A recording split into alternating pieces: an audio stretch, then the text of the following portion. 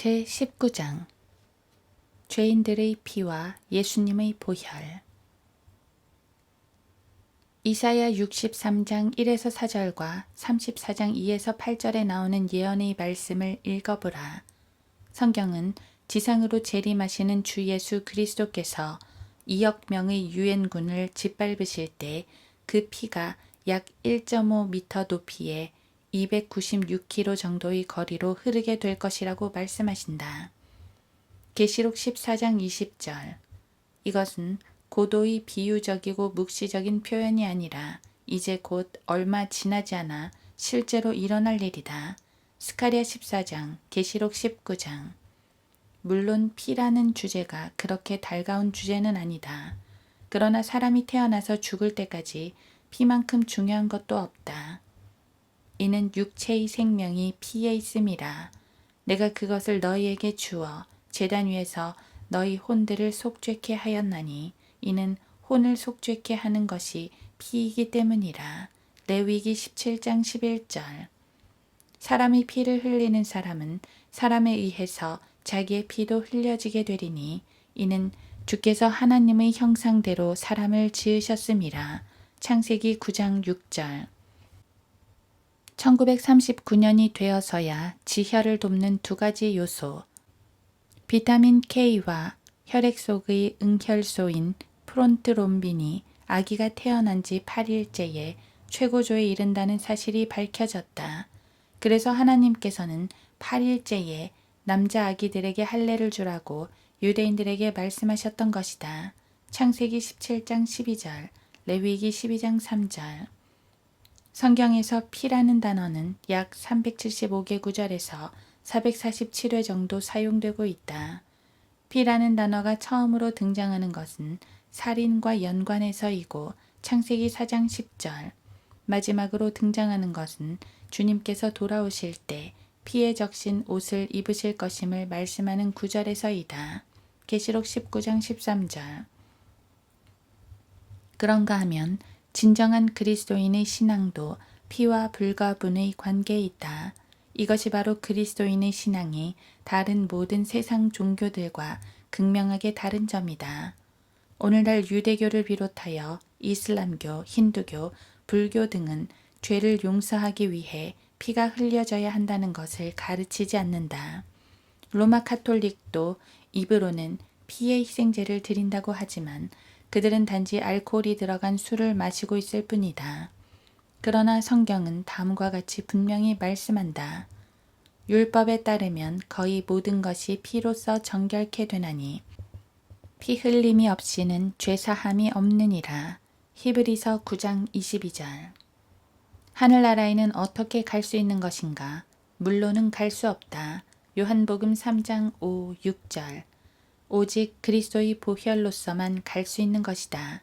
신실한 증인이시며 죽은 자들 가운데서 첫째로 나시고 땅의 왕들의 통치자이신 예수 그리스도로부터 은혜와 평강이 너희에게 있을지어다. 우리를 사랑하시어 자신의 피로 우리의 죄들에서 우리를 씻기시고 하나님 그의 아버지를 위하여 우리를 왕들과 제사장으로 삼으신 그분께 영광과 권세가 영원 무궁토록 있을지어다. 아멘. 계시록 1장 5, 6절. 옛말에 순무에서는 피가 나오지 않는다라는 말이 있다. 이것은 킹제임스 성경에서 유래된 것으로 하나님께서 카인의 제물은 받지 않으신 것에서 나온 말이다. 창세기 4장 5절. 시간이 흐른 후에 카인은 땅에서 나는 열매를 가져와서 주께 제물로 드렸고 창세기 4장 3절. 그러니까 하나님께서는 피를 원하셨던 것이다. 또한 피는 물보다 진하다라는 말이 있다. 이 말 역시 출애굽기 7장 17에서 21절에서 나온 것이다. 말하자면 모세가 이집트에서 물을 피로 바꾼 사건에서 유래한 것인데 출애굽기 7장에서는 비유적인 뜻이 아니라 문자 그대로 실제적인 물과 실제적인 피였다. 인간의 역사는 피로 점철된 역사이다. 피 흘림의 연속인 것이다. 사람들은 피를 흘리기를 좋아한다. 카인이 아벨을 죽인 이후로 사람들은 여기저기서 서로를 죽이고 있다. 1986년판 전쟁사 백과사전에 따르면 BC 3500년 이후로 4345건의 전쟁이 있었고 지난 6천여 년 동안 전쟁으로 약 10억 명이 죽은 것으로 추정되고 있다. 특히 20세기에는 더 많은 피가 흘려졌기 때문에 폭력의 세기라고 불리기도 한다. 즉, 인류사를 통틀어서 1900년에서 2000년까지 1세기 동안에 다른 500년의 기간을 합쳐놓은 것보다 더 많은 사람들이 죽은 것이다. 따라서 인류사가 평화, 번영, 진보 등으로 끝날 것이라고 생각하는 것은 큰 오산이다. 뉴스 매체에서 떠들어대는 연합이나 우주 개척 등은 백일몽에 불과한 것이다. 이 시대의 끝에는 2억 명의 전사자가 발생하는 전쟁이 도사리고 있음을 기억해야 한다. 계시록 9, 14, 19장. 혹자는 피는 생각만 해도 역한 느낌이 나요 라고 말할지 모르지만 하늘나라에서는 성도들이 예수 그리스도의 보혈에 대해 노래한다. 계시록 5장 9절. 영광 중에 있는 성도들은 그들의 선행이나 교회 경력, 세례나 침례, 종교 행위 등에 대해 노래하지 않는다. 자신이 어떤 교파에 속했었다고 말하지도 않는다. 성도들은 그들의 죄들에서 그들을 씻어주신 그 보혈에 대해서만 노래한다. 계시록 1장 5절. 또한 성경 자체도 피로 점철된 책이다. 성경은 13개의 내전과 78건의 해방전쟁, 34건의 패배와 200만 명의 전사자를 언급하고 있다. 물론 여기에는 장차 아마겟돈 전쟁에서 죽게 될 2억 명은 포함되어 있지 않다. 성경은 주는 전사시요 라고 말씀하며 출애굽기 15장 3절 전쟁에 능력 있으신 주시로다 라고 말씀한다. 시편 24편 8절. 성경에는 구원보다 무력 충돌에 대한 말씀이 훨씬 더 많다. 그리고 이 시대 끝에 가서는 피를 마시는 일이 있을 것이다. 즉 대환란 때에 적그리스도의 숭배자들이 제단에서 유대인들을 죽이고 계시록 6장 9절 그 피를 술 제물로 바치게 되는 것이다. 시편 16편 4절. 이런 가증한 짓에 대해 하나님께서는 그들의 물을 피로 바꾸시어 그들이 그 피를 마시게 하심으로써 갚아주실 것이다. 계시록 16장 3에서 6절. 피를 마시는 행위는 율법 이전과 창세기 9장 4절, 율법 아래에서 레위기 17장 10에서 14절, 그리고 율법 이후 은혜 아래에서도 사도행전 15장 29절 금지된 사항이다. 그러나 로마 가톨릭은 그들의 미사에서 예수님의 피를 실제로 마신다고 주장하는데 이것은 성경 전체를 위반하는 일이다. 성경대로 믿는 기독신앙에서 보혈을 제거하면 세상의 다른 종교들처럼 죽은 종교가 된다. 모세가 율법책의 기록을 모두 마쳤을 때 그는 율법책과 백성들 모두에게 피를 뿌렸다. 히브리서 9장 19절. 예수님께서 흘리신 보혈을 언급하지 않는 복음은 전혀 좋은 소식이 아니다. 예수 그리스도께서는 십자가에서 죽으셨을 때 그분의 몸속에 있는 피를 한 방울도 남겨놓지 않고 모두 흘리셨다. 그래서 하늘나라로 돌아가셨을 때 주님께서는 단 한 방울의 피도 갖고 계시지 않았다. 그렇다면 왜 피를 흘리신 것인가? 바로 우리의 죗값을 치르시기 위해서였다. 이는 너희가 아는 바와 같이 너희가 너희 조상들로부터 전통으로 이어받은 너희의 허망한 행실에서 은이나 금 같은 썩어질 것들로 구속된 것이 아니라 흠도 없고 점도 없는 어린 양 같은 그리스도의 보배로운 피로 된 것이기 때문이니라. 베드로전서 1장 18, 19절. 그 안에서 우리가 그의 보혈을 통하여 구속, 곧 죄들의 용서함을 받았느니라. 골로새서 1장 14절. 대제사장이 매년 자비석에 뿌린 것은 다름 아닌 피였다. 이스라엘이 출애굽할 당시에 죽음의 재앙을 피하기 위해 문기둥과 문설주에 발랐던 것도 피였다. 주님께서 우리를 위해 죄가 되시기 전 고린도후서 5장 21절 겟세마네 동산에서 고뇌 가운데 기도하셨을 때 그분의 땀은 큰 핏방울처럼 되어 땅에 떨어졌다. 누가복음 22장 44절. 하나님께서 아담과 이브의 벌거벗음을 가려주시려고 흘리게 하셨던 것 역시 피였다. 그들에게 입히실 가죽옷을 위해 동물의 피를 흘리셔야 했던 것이다. RBTM과 존 메가더는 예수님의 혈관 속에 흘렀던 붉은색 액체는 우리의 구원과 아무 관계가 없다는 정신나간 소리를 했다. 그러나 하나님께서는 예수님의 실제적인 붉은 피가 우리를 속죄하고 깨끗게 하도록 만드셨다. 하나님께서는 그의 피를 믿는 믿음을 통하여 그를 화목제물로 세우셨으니 이는 하나님의 오래 참으심 가운데서 이전에 지은 죄들을 사하심으로 인하여 그의 의를 선포하려 하심이요. 로마서 3장 25절. 예수님의 보혈과 그 구속 사역을 분리해서 생각할 수는 없다. 또 예수님의 보혈이 인간의 피와 똑같다면 주님께서는 어떻게 무덤에서 썩지 않고 부활하실 수 있었겠는가? 성경은 혈과 육은 하나님의 나라를 상속받을 수 없으며 라고 말씀하신다. 고린도전서 15장 50절.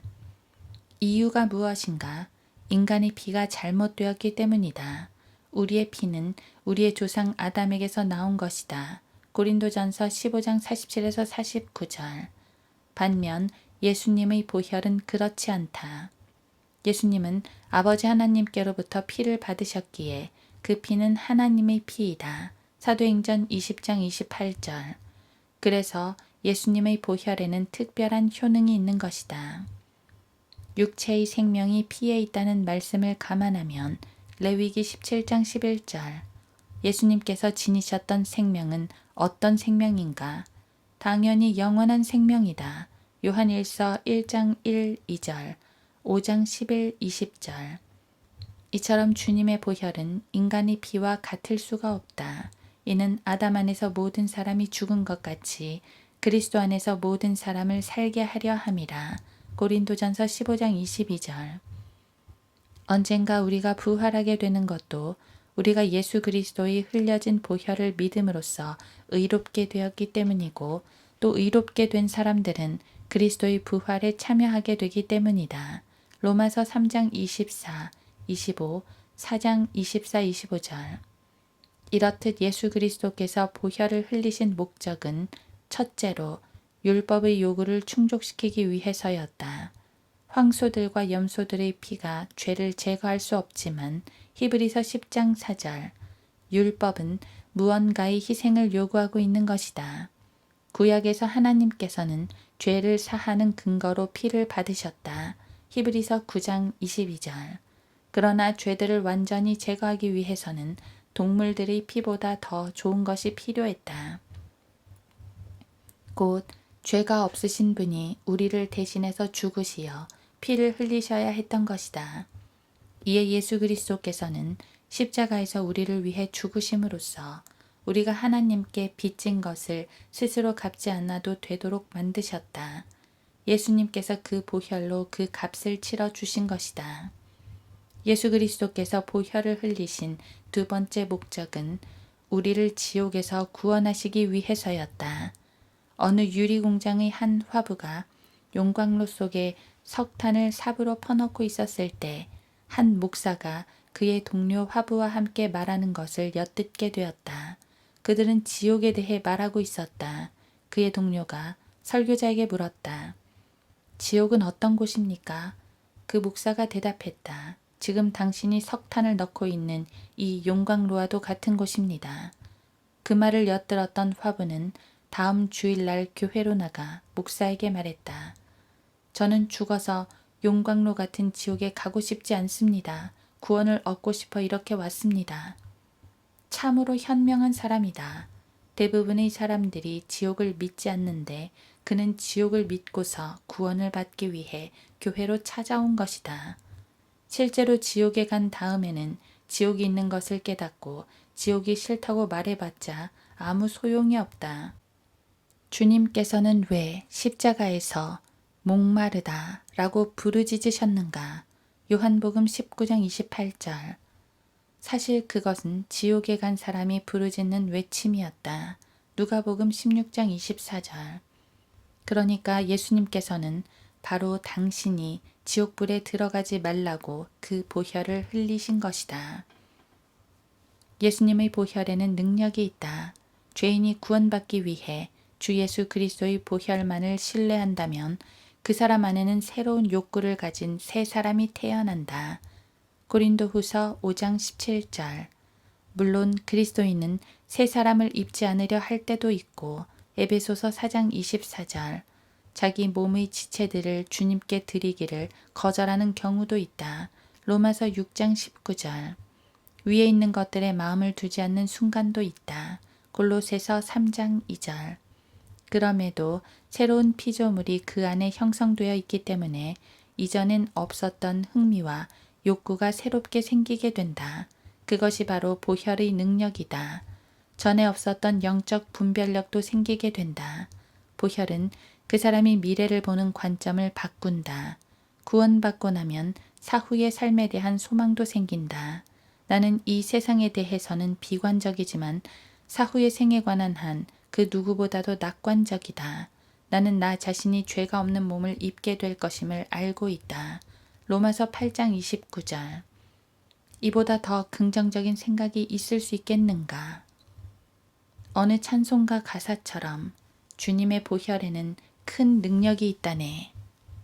로마 카톨릭과 다른 종교들은 자기 의로 교만하게 하고 거짓 교회에 충성하도록 만들 뿐이다. 어떤 종교 행위나 성사, 교회 경력도 전능하신 하나님을 만나야 한다는 그 무거운 책임을 덜어줄 수 없다. 예수님의 보혈을 통해 새로운 출생을 경험할 때에야 비로소 하나님의 심판으로부터 구원받을 수 있다.